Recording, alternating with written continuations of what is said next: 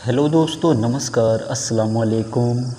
मेरा नाम अब्दुल अंसारी है और मैं अपने चैनल में आपका स्वागत करता हूं। जितने भी इस वीडियो के माध्यम से मेरे भाई बहन मेरे आवाज़ को सुन रहे हैं, उनके रूह सोल जीवात्मा को मैं नमन प्रणाम सलाम करता हूं। आज इस वीडियो में हम आपको एक ऐसी साधना बतलाने जा रहे हैं जो कि सिर्फ 3 घंटे में आपकी साधना कंप्लीट होगी और आपको प्रत्यक्षीकरण भी मिलेगा। आपको बोध भी होगा कि हाँ, अप्सरा होती है या नहीं होती है।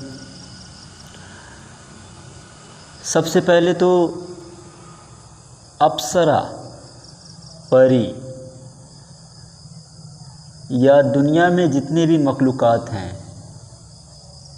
आपको क्या लगता है ये इंसानों की तरह आपसे फेस टू फेस आके मिलेंगे, बात करेंगे, तभी आप यकीन करोगे कि हाँ, मुझे कोई अप्सरा मिली, मुझे दिखी, या मैं उनसे कुछ बातचीत मैंने किया।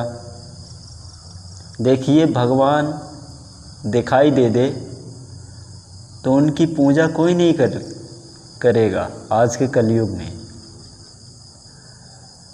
तो मेरे भाई, सबसे पहले तो मैं खोल के बतलाता हूँ, मेरी बातों को ध्यान से सुने। जो साधक हैं वही समझेंगे ठीक से, और जो इस क्षेत्र में नए हैं, जब दुख और तकलीफ़ होता है तो भगवान के पास में दौड़े दौड़े जाते हैं। तो मेरे भाई देखें, मेरी बात ध्यान से सुने। ये जो सांस की पूंजी हमें मिली है, ये गिन के खर्च करने के लिए मिली है। जब सांस की पूंजी हमारी जब ख़त्म होगी, एक सांस भी आपको लेने नहीं दिया जाएगा। यम के दूत आपके पास में चले आएंगे और कहेंगे कि अब आपका समय पूरा हो गया, चलिए अब। तो मेरे भाई, जब तक आपने नरक का, स्वर्ग का बोध नहीं किया कि हाँ, नरक भी होता है, स्वर्ग भी होता है, जब तक आप हकीकत से बहुत अनजान हो और आप बार बार उन नरकों में आते रहते हो, जाते रहते हो, आते रहते हो, जाते रहते हो, तो मरने के बाद सबसे पहले तो आपको आदत सी हो जाएगी। उस नरक से ही निकल के आपको पार जाना है, जिसे जहन्नम कहा जाता है। हमारे मुस्लिम धर्म में कहा जाता है कि जब रूह को दफना दिया जाता है, इस शरीर को दफना दिया जाता है, तो उसकी रूह कब्र में ही सो जाती है और क़यामत के दिन उसे उठाया जाता है। मेरे भाई, आप ही सोचो, हवा को कोई रोक सकता है, कैद कर सकता है? तो रूह सोल जीवात्मा एक हवा की तरह है।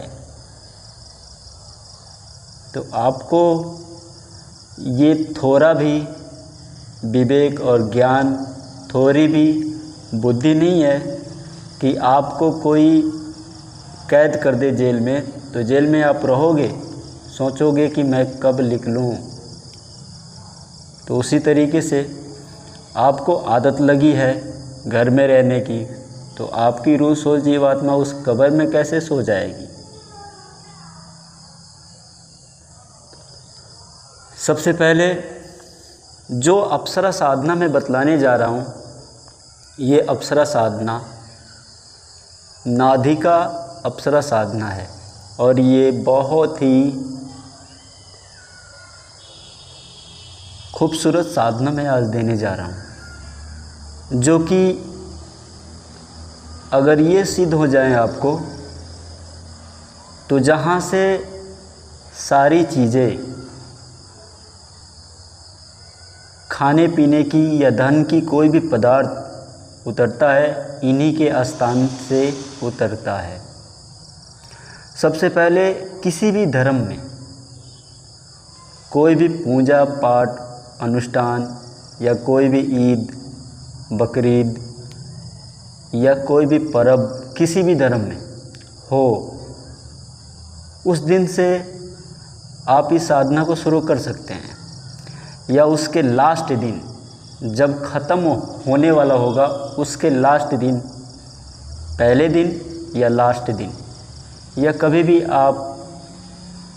आपकी इच्छा हो तो आप कर सकते हो, पर किसी भी आपको त्यौहार के मौके पे ही आपको इस साधना को करना है। किसी भी पर्व को लेकर जब हम महापुरुषों के समय को खुशी में बिताते हैं तो किसी भी इष्ट का हम आह्वान करते हैं तो सबसे पहले गणेश जी की प्रतिमा को बिठाया जाता है और उनके नाम को उच्चारण किया जाता है। क्यों? ये बड़े बड़े ऋषि मुनि तपस्वी समझते तो हैं और सबसे पहले उनको ही आवाहन कराते हैं, पर आपको किसी ने ये खोल के नहीं बतलाया होगा कि पहले उनको क्यों बिठाया जाता है। यहाँ तक संत महात्मा भी आपको इशारों में समझाएंगे, खोल के नहीं बतलाएंगे, पर मैं आज आपको खोल के बतलाता हूँ। सबसे पहले किसी भी महापुरुषों के समय को जब हम खुशी में मनाते हैं तो वो महापुरुष और रूह सोल जीवात्मा गण के रूप में विराजमान हो जाते हैं। कहाँ पे? मूल कमल गणेश जी का स्थान है, मूल कमल पे विराजमान हो जाते हैं। अब आपके घर पे कोई भिखारी आए तो भीख आप उतना ही दोगे जितना आपको लालच ना हो, उस धन का लालच ना हो, ज़्यादा नहीं दोगे। उसी तरीके से जब वो आते हैं, भगवान आते हैं, जब मूलाधार पे बैठते हैं तो एक गण का रूप धारण करते हैं कि मैं आज बांटने जा रहा हूँ, मेरा दिन है, मेरी दिनों को लेकर लोग खुशियाँ मना रहे हैं, जो भी मेरी पूजा आराधना या मुझसे कोई मांगेगा मैं उनको दूंगा। मेरी जितनी भी क्षमता होगा देने की उसे मैं दूंगा ही दूंगा, कुछ भी मांग ले, अगर मैं उस लायक हूँ तो मैं उसे देकर रहूँगा। तो गण के रूप में मूलाधार पे वो शक्ति आके बैठती हैं। ये सब भगवान हैं, परमात्मा कोई और है, परमात्मा के अंदर सिर्फ दया है। भगवान आपको देंगे तो थोड़े दिन के लिए नाराज़ भी हो सकते हैं, पर परमात्मा आपको कुछ भी देगा तो वो आपसे कभी भी नाराज़ नहीं होगा और वो सोच समेत लेगा भी नहीं। तो जितने भी ये कोई भी हम पर्व या कोई भी अनुष्ठान करते हैं तो जिस भी इष्ट का हम आवाहन करते हैं वो इष्ट हमारे गण के रूप में आते हैं और हमें कुछ देते हैं। मेरे भाई, मैं जो साधना बतलाने जा रहा हूँ ये साधना सिर्फ 3 घंटे की है। 3 घंटे में ही आपको बोध हो जाएगा और ये बहुत ही अच्छी साधना है। कोई भी आपकी एक इच्छा 3 घंटे में ही आप प्राप्त कर सकते हो। पर मेरे भाई, 3 घंटे की साधना तो है, पर आपको 3 दिन पहले से आपको 3 व्रत रखने होंगे, तब जाके इस साधना को करना होगा। इस साधना को आपको करना है तो टाइमिंग दिन क्या रहेगा?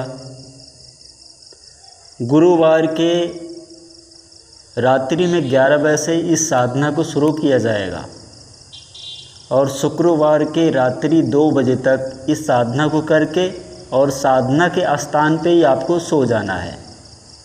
फिर सुबह, जी हाँ सुबह आपकी आंखें खुले, जब भी सोएं तो मंत्र को उच्चारण करते हुए आपको सोना है और नींद खुले तो फिर आपको मंत्र जितना देर आप जाप कर सकते हैं उतना देर आपको जाप करना है, फिर अपने कार्यों को करने के लिए जाना है। तो मेरे भाइयों, ये जो साधना है ये इतनी पावरफुल साधना है कि जहाँ से सारे नाम निकले हुए हैं ये उसी शक्ति का नाम है। और जो मैं मंत्र इस साधना को जो करना चाहते हैं उनको मैं दूंगा, इस मंत्र में इतनी पावर है कि सारी की सारी जो भी खाने पीने की पदार्थ, धन की वस्तु इकट्ठा होती हैं उनका ही ये मंत्र है। लोग यक्षिणी कहते हैं, गंधर्व कहते हैं, क्या क्या नाम देते हैं, पिशाच कहते हैं। आपको क्या लगता है कोई भी शक्ति किसी का नुकसान करती है? कोई भी शक्ति किसी का नुकसान नहीं करना चाहती। जब मैं आपको मारूंगा ही नहीं तो आप मुझे क्यों मारोगे? और आप आकर मुझे एक फाइट मार भी दोगे और मैं कुछ नहीं बोलूँगा, जब कुछ नहीं कहूँगा तो आपको भी पछतावा होगा कि इसने कुछ कहा भी नहीं, मैंने एक फाइट लगा भी दिया। आपका दिल कहेगा कि बेकार में मैंने इसको मार दिया। तो उसी तरीके से जो तंत्र का दुरुपयोग करते हैं, जो तंत्र को गलत दिशाओं में ले जाते हैं, जो भगवान को छोड़कर समझ लीजिए किसी के साथ में बदला लेना चाहते हैं भगवान के सहारे, उन्हीं का तंत्र के माध्यम से नुकसान होता है। नहीं तो शक्ति जितनी भी है बोध कराने की, वो शक्ति बोध कराने में जो सक्षम होती है उसे ही शक्ति कहा जाता है। आप कुछ भी नाम रख लो, जितने भी दुनिया में नाम हैं ये शक्ति बोध नाम है। एक ही शक्ति के नाम से आपको समस्त ज्ञान हो सकता है।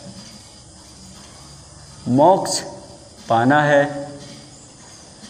तो मोक्ष के लिए इस शरीर को मिटना होगा। दुख और सुख इस दुनिया में झेलना ही होगा।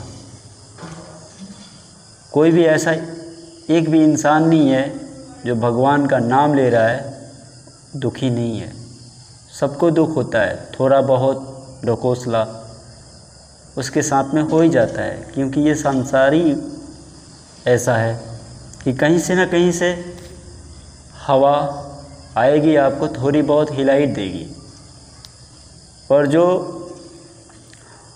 जिसे अल्लाह कहते हैं, अल्लाहु अकबर कहते हैं, जिसे खुदा कहते हैं, रब्बी हक कहते हैं, उनके नामों को जो हमेशा लेता रहता है उसके दिल में शांति और सुकून रहता है कि चलो ये आया चला गया। अब देखिए, अब भगवान का नाम आप लेते जा रहे हो, फिर भी आपको तकलीफ़ होती जा रही है।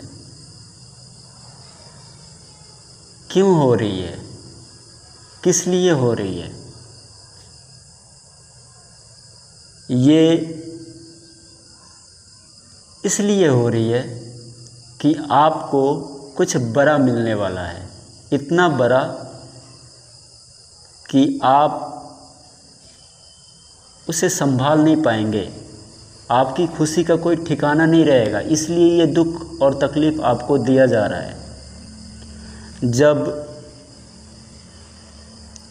भट्टी में लोहा पिघलाया जाता है तब जाके कोई नया उससे आकार बनता है, तब जाके उसे कोई कार्य हो पाता है। उसी तरीके से अगर भक्ति मार्ग में आपको तपाया जा रहा है, दुख दिया जा रहा है, तो समझ लीजिए आपको आगे बहुत ही खुशी मिलने वाली है। जब दुख ना हो तो सुकून का क्या फ़ायदा, आनंद आपको नहीं मिलेगा। आप सोच लीजिए मेरी इतनी सी बात, आपको 1 घंटे के लिए काल कोठरी में बंद कर दिया जाए और उसमें हवा भी ना आए तो आप एकदम बेचैन हो जाओगे। फिर वो दरवाज़ा खुलेगा तो आपको कितना सुकून, कितना शांति मिलेगा कि चलो मुझे अब शांति मिला। तो इसी तरीके से भगवान का शक्ति बोध है कि तू इसे महसूस कर। सुख और दुख ये इंसानों के लिए बनाया गया है। समझ लीजिए परमात्मा का मूलाधार जब खुलता है तो उसकी सारी ऊर्जा पृथ्वी पे ही आती है और उससे ही ये दुनिया चलती है। बहुत उल्टा सिस्टम है। उसी तरीके से आप टट्टी करते हो तो टट्टी का कभी भी आप ये मन में सोचते नहीं हो कि इसे मैं घर पे उठा के ले जाऊं। उसकी लालसा नहीं रहती है क्योंकि ये बेकार हो गया है। पर उसकी खुशबू से आप बच नहीं पाते हो। उसे तो आप सुगंधित समझ के सूंघ ही रहे हो। अगर आपने अच्छा खाया है तो थोड़ी कम बदबू निकलेगी, और ज़्यादा बुरा खा लिया है उससे और ज़्यादा दुर्गंध आएगा। तो मेरे भाई ये अंदर में जब जाओगे तब आपको पता चलेगा। जितना बाहर में फंसाव नहीं है, जब जितना आपको बाहर में टॉर्चर नहीं किया जाएगा उतना तो अंदर में टॉर्चर किया जाएगा। इतना अंदर में फंसाव है, तकलीफ़ है। अंदर में आपको ऐसी ऐसी गालियों का बौछार किया जाएगा कि आप डरने लगोगे कि क्या होगा क्या नहीं होगा। जब नरकों में जाओगे तो ऐसी ऐसी बदबू, ऐसी ऐसी, किसी का सर यहाँ, किसी का पैर वहाँ। अगर किसी का त्रिकुटी खुल जाए, तीसरा नेत्र खुल जाए, पूरी तरीके से ओपन हो जाए तो वो अपने घर को छोड़कर ही भाग जाएगा। इतना खतरनाक दृश्य आपको नज़र आना शुरू हो जाएंगे। मैं एक ही बात कहता हूँ, अगर आपने अपने प्रकाश को जो नीचे फैला हुआ है, जो आपके शरीर को चला रहा है, आपने एक बार समेट लिया और जहाँ गणेश जी बैठते हैं, जहाँ लोग घंटी बजाते हैं टिन टिन टिन टिन, हे भगवान मुझे दे दे, हे भगवान मुझे दे दे, इस स्थान पे आपने अपनी जीव आत्मा को सिर्फ समेट लिया तो इसी स्थान पे ही रिद्धि सिद्धि आपको मिल जाती है। और समझ लीजिए कि कौन क्या मांग रहा है, कौन क्या कह रहा है, कौन क्या कहना चाहता है, ये सारा का सारा आपको आवाज़ें सारी की सारी स्पष्ट रूप से सुनाई देने लगेंगी। इतना ज़्यादा ये पावरफुल स्थान है। तो उम्मीद करता हूँ ये मेरी जानकारी आपको अच्छी लगी होगी। तो मेरे भाई,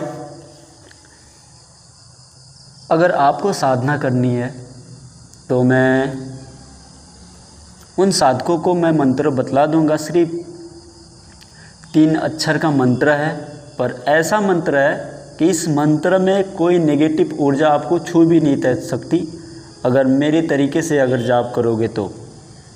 मैं जैसा बतलाऊंगा वैसे जाप करोगे तो। क्योंकि नेगेटिव ऊर्जाओं को समझते समझते मैंने 2 साल अपनी बर्बाद कर दी है। और नेगेटिव ऊर्जा कैसे आती है, कैसे नहीं, किस तरीके से मंत्र जाप किया जाता है, कौन सा मंत्र किसका है, समझ लीजिए इतना कि हर एक मंत्र की अलग अलग उसके गुण हैं।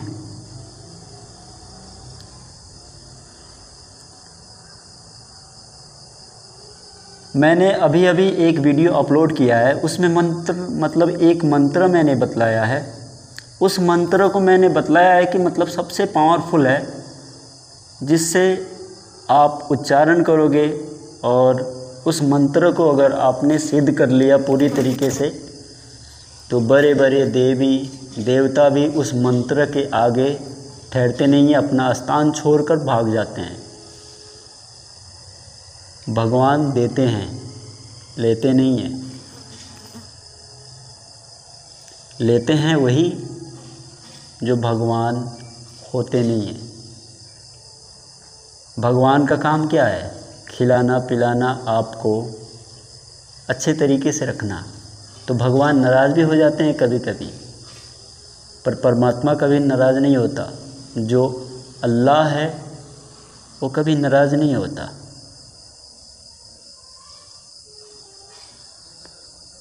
तो मेरे भाई,